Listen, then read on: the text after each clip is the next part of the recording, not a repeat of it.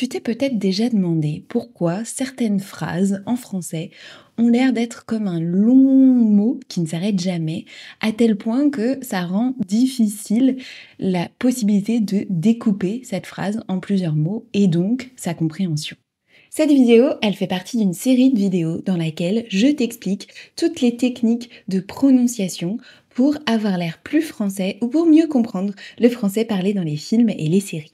Tu trouveras tous les liens vers cette série dans la description de cet épisode et aussi ça devrait s'afficher quelque part ici autour de cette vidéo. On va donc parler aujourd'hui des enchaînements vocaliques et aussi un petit peu du rythme du français, comme on a parlé déjà dans la partie sur les enchaînements consonantiques. Je pense que c'est l'un des points les plus importants pour améliorer ta prononciation et être mieux compris quand tu parles français. C'est quelque chose qui va te faire passer d'un niveau plutôt moyen à l'oral à un niveau avancé et qui va permettre au locuteur natif de mieux te comprendre, même si tu as déjà un niveau avancé en termes de grammaire, vocabulaire, etc. et que tu ressens encore cette frustration au moment de parler et d'être compris par les autres francophones ou par les francophones natifs. Si cette vidéo t'intéresse, alors on y va, c'est parti pour cette nouvelle vidéo de la série Prononciation. You speak very good French. Yes, yes. My flowers are beautiful. De l'or. The burger. Okay. I will recommend the burger. Bonjour et bienvenue sur la chaîne de Clap Français. Moi je m'appelle Marion, je suis professeure de français langue étrangère. J'adore le cinéma et les séries et c'est pour cette raison que j'ai créé mon école Clap Français dans laquelle j'enseigne le français à l'aide des films et des séries pour aider les apprenants de niveau intermédiaire et avancé à mieux comprendre le français parlé dans les films et les séries et aussi dans la vraie vie. Et si tu ne le sais pas encore, j'anime un club qui s'appelle le French Film Fluency Club dans lequel je propose tous les mois des contenus à mes apprenants autour d'un film et ensuite on se retrouve une fois par semaine pour discuter, pour faire certains travaux pratiques. Et une fois par mois, on a une séance de shadowing. Il y a quelques semaines, on a fait cette séance de shadowing sur le film Les Cyclades, un super film avec Laure Calamy. Et il y avait une phrase qui a un petit peu dérangé certains étudiants, notamment dans sa prononciation. La phrase, c'était « C'est un Indien où tu m'emmènes là ?» C'est un Indien où tu m'emmènes là ? Donc il y avait une mère et son fils, et le fils invite sa mère au restaurant, et il l'emmène dans un restaurant surprise, et elle voit que c'est un restaurant indien, et donc elle lui dit « C'est un Indien où tu m'emmènes là ?» Cette phrase, elle possède des enchaînements, des liaisons, beaucoup de choses, et on a vraiment l'impression qu'il s'agit d'un seul grand mot, c'est un Indien où tu m'emmènes là. Nous, ce qui va nous intéresser, c'est la partie c'est un Indien où tu m'emmènes là. Donc ces deux enchaînements, ces sortes de liaisons entre voyelles, le C1, on n'a pas un c'est un Indien où tu m'emmènes là, on n'a pas de pause entre C et un, et on n'a pas de pause entre indien ou, entre indien et ou. Et donc ça, c'est ce qu'on appelle les enchaînements vocaliques, et c'est ce qu'on va travailler dans la vidéo d'aujourd'hui. Tu vas voir comme ça a l'air assez facile ou assez basique, mais en fait, ça demande un petit exercice entre ton cerveau et ta bouche pour pouvoir vraiment enchaîner ces voyelles de manière fluide, sans pause, sans modification de ton niveau sonore ou du ton que tu utilises. On va tout de suite s'entraîner avec des extraits de films français.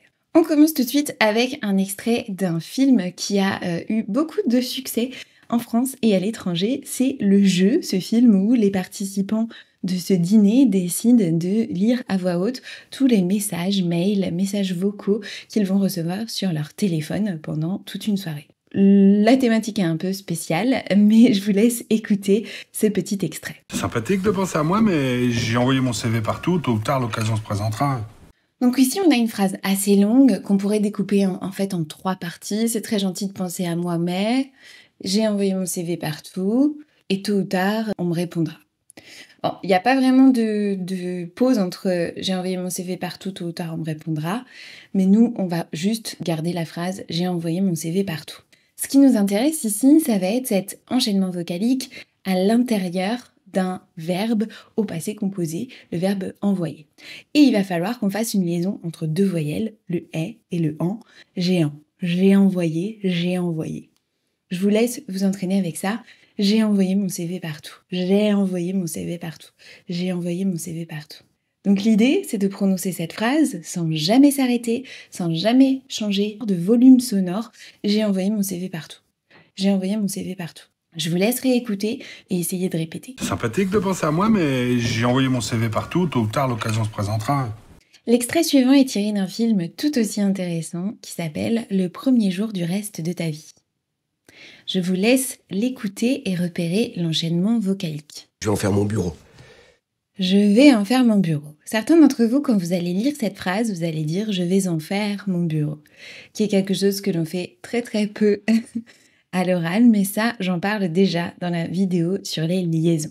Donc ici, on a exactement le même enchaînement vocalique que le précédent. C'est un « est » et un « en » qui s'enchaînent. C'est quelque chose qui va arriver très fréquemment avec le pronom « en ».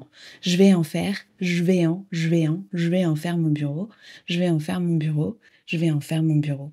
Je vous laisse le réécouter et le répéter. Je vais en faire mon bureau. Le troisième exemple est tiré d'un film que j'aime énormément qui s'appelle La Fracture. On va dire un drame social un petit peu, donc beaucoup moins comédie que les deux précédents. Écoutez cet extrait très court, je me le fais écouter plusieurs fois. Comment ça, tu vas à la manif? Donc ça, c'est un enchaînement très très très classique sur lequel il faut absolument vous entraîner. On va entendre « tu vas à la manif »,« tu vas à la manif », avec la petite préposition « à », c'est quelque chose qui va arriver très souvent de devoir faire un enchaînement vocalique avec la préposition « à ». Et ici, on a comme un double « a ». Donc on va faire « à ». Tu vas à la manif, tu vas à la manif, tu vas à la piscine, tu vas à Tokyo, tu vas à la boulangerie. Donc tu vas. Je vous laisse réécouter et répéter. Comment ça, tu vas à la manif? On écoute maintenant un extrait d'un film qu'on a beaucoup utilisé ici dans cette série, c'est Antoinette dans les Cévennes. Et tu t'inquiètes pas, il y a tout ce qu'il faut au village. Bon, un enchaînement entre deux voyelles que vous connaissez très très bien, c'est le il y a, qui va souvent se transformer en ya, mais c'est pas vraiment ce qui nous intéresse ici. Il y a tout ce qu'il faut au village. L'enchaînement vocalique intéressant ici, ça va être le faux o. Donc c'est exactement la même chose qu'on a eu avant avec tu vas, mais maintenant ça va être tout ce qu'il faut. Tout ce qu'il faut au village. Il y a tout ce qu'il faut au village, un double O. Tout ce qu'il faut. Je vous laisse le réécouter et le répéter. Et tu t'inquiètes pas, il y a tout ce qu'il faut au village. Ça a l'air facile comme ça, hein, mais ça demande quand même un petit peu de concentration et de ne pas faire de pause. On va pas dire il y a tout ce qu'il faut au village. Non, il y a tout ce qu'il faut au village. Et on termine avec un extrait d'un autre film qu'on a plutôt vu assez souvent dans cette série sur la prononciation. C'est le film Chronique d'une liaison passagère. Pour quelqu'un qui prémédite pas, c'est un joli hasard. Ici, on a le mot hasard qui commence par un H, qui est un H aspiré. Ça veut dire qu'on ne va pas le prononcer et il va être un petit peu comme une consonne, c'est-à-dire qu'on va pas faire de liaison avec ce H. Donc on ne dira jamais un hasard, on va dire un hasard.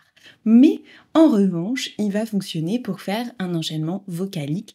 Par exemple, c'est un joli hasard.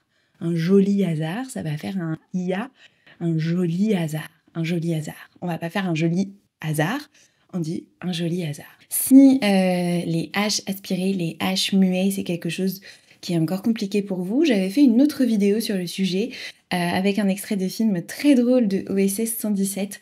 Je vous mets le lien ici dans la description et quelque part ici en haut de la vidéo. N'hésitez pas à aller y faire un tour, c'est vraiment assez parlant de ce que ça peut provoquer de ne pas prononcer ou de trop prononcer ce H dans cet extrait. Ça donne un quiproquo assez marrant. Je vous remets l'extrait pour que vous l'écoutiez et que vous le répétiez. Pour quelqu'un qui prémédite pas, c'est un joli hasard. Et alors, dans ces enchaînements vocaliques, qu'est-ce qu'on fait avec les voyelles nasales? On a déjà vu la voyelle nasale en, et on va maintenant parler des enchaînements avec les voyelles nasales. Vous le savez, avec les voyelles nasales, on ne fait pratiquement pas de liaison. On en a déjà parlé sur la partie sur les liaisons, mais je vous refais un petit récapitulatif ici.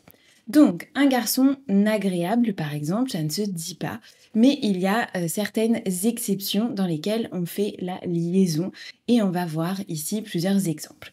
Donc, bien sûr, une liaison que vous connaissez très très bien, c'est on avec un verbe. Donc, par exemple, ici, encore dans les chroniques d'une liaison passagère. Peut-être tu feras la lecture une autre fois, quand on aura épuisé la conversation. On aura, on va faire la liaison en N avec le on aura. On va aussi faire la liaison en N avec les déterminants possessifs mon, ton, son, comme par exemple mon amour. Mon amour. Et puis, il y a certains adjectifs avec lesquels on va faire une liaison, par exemple ancien, qui va même changer un petit peu de prononciation s'il est devant un mot avec une voyelle. Ça va faire mon ancien appartement. On a ici deux liaisons, mon ancien appartement.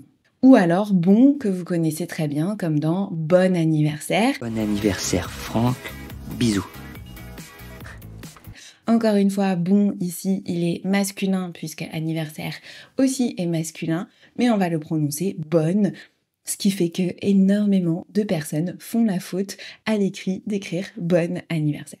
Voilà, c'est tout. C'est-à-dire que sinon, si vous voyez un mot qui se termine en ON, en AN, en IN, en AIN, et il n'y a pas de liaison avec le N si le mot suivant commence par une voyelle, en revanche, il peut y avoir un enchaînement vocalique, c'est-à-dire deux voyelles qui se suivent sans faire de pause. Donc t'as vu, les enchaînements vocaliques peuvent vraiment complètement transformer ta manière de parler français, rendre les choses aussi plus fluides, ce qui est important et ce qui va permettre d'améliorer la compréhension de ton français quand tu parles pour les personnes francophones ou francophones natives qui ont l'habitude d'entendre du français. La mélodie du français, elle, prend en compte ces enchaînements vocaliques, cette manière d'enchaîner les mots sans jamais faire de pause, sans jamais changer de niveau sonore ou de ton. Si c'est quelque chose qui t'intéresse et que tu veux t'entraîner, que tu veux pratiquer avec des feedbacks, avec quelqu'un pour t'accompagner, je te recommande le challenge Shadowing 101. C'est donc un challenge, donc ça va te permettre de mettre en place une routine de shadowing. J'ai préparé plusieurs petits extraits de films, un peu comme cela, découpés en syllabes avec aussi la découpe en phonétique et pas mal de vidéos qui vont te permettre de mieux comprendre comment fonctionne la phonétique du français parlé.